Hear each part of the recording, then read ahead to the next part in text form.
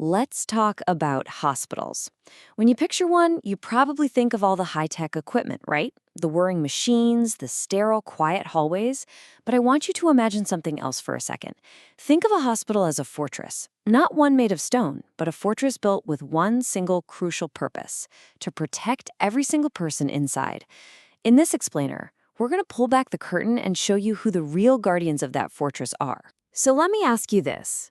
What do you think is the single most important safety feature in any hospital? Seriously, is it that multi-million-dollar MRI machine? The super advanced surgical robot? Maybe the complex life support systems?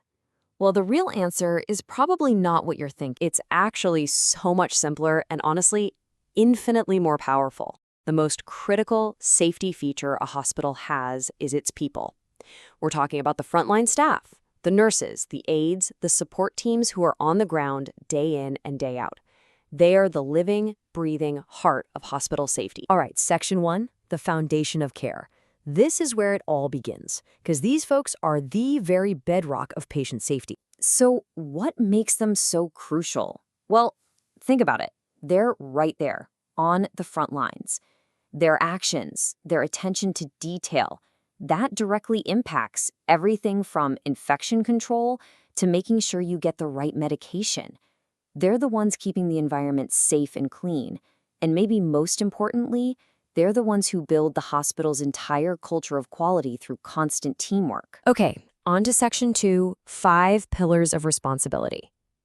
If the staff are the foundation, then these pillars are the massive structural supports that hold that safety fortress up and make it strong. And here they are, the 5 pillars that give the whole system its shape. We've got clinical protocols, patient rights, documentation, safety and emergency prep, and finally, support services. Every single one is a non-negotiable part of the structure. Let's break them down. Pillar 1, clinical protocols. Now, this is all about precision. This isn't just about, following some rules on a clipboard. It is about flawlessly executing a plan that saves lives. It means following care plans and procedures to the letter, practicing meticulous hand hygiene, and making absolutely sure the right patient gets the right medication every single time.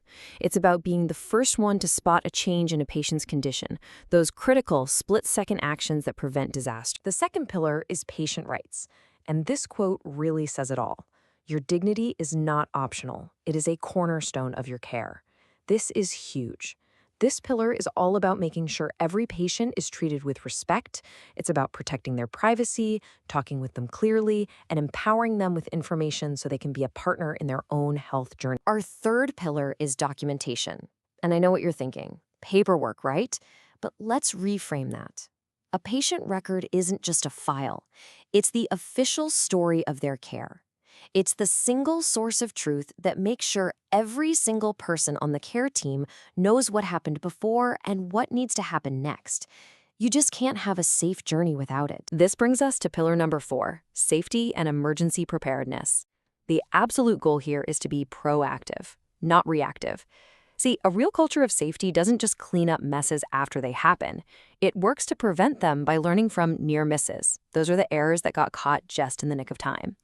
That proactive mindset, you combine that with constant drills, and it means the response is practically automatic when things go wrong. And our 5th and final pillar is support services. This is one of the most overlooked, but believe me, it is critical. Having a clean, organized, and well-stocked environment, that's not just a nice to have. It is the essential stage where quality care actually happens. Without clean rooms or the right supplies on hand, even the best doctors and nurses can't do their jobs safely. All right, section 3, putting best practices to work. So if the pillars are the structure, this is the blueprint that guides how everything is actually built, day to day. So we've got the foundation, we've got the pillars. But knowing what you're supposed to do is one thing. How do these frontline staff members actually pull it all together? Shift after shift, day after day, for every single patient. Well, it really boils down to these 4 commitments. First, staying sharp with constant training. Second, communicating openly and honestly, not just with the team, but with patients and their families. Third, showing real empathy and professionalism, especially on the hard days. And maybe the most important piece of the puzzle, taking personal ownership of safety, making it a part of every single thing they do. And all of that leads us here to our final section, building a culture of trust. This is the result of all that hard work. It's the completed fortress of patient safety. So let's wrap this all up. The key takeaway here is that frontline nursing and support staff are absolutely 100% vital. Their commitment to all those protocols we talked about, that directly shapes your health outcome. And their dedication to training and teamwork is what builds the ultimate prize, the patient's trust. They are, without a doubt, the unsung heroes of hospital quality. So I'll just leave you with this thought to chew on. As we look at the future of healthcare, with all of its incredible technology and amazing innovations, where do we find a hospital's true greatness? Is it measured by the sophistication of its machines, or by the daily, unwavering commitment of its people?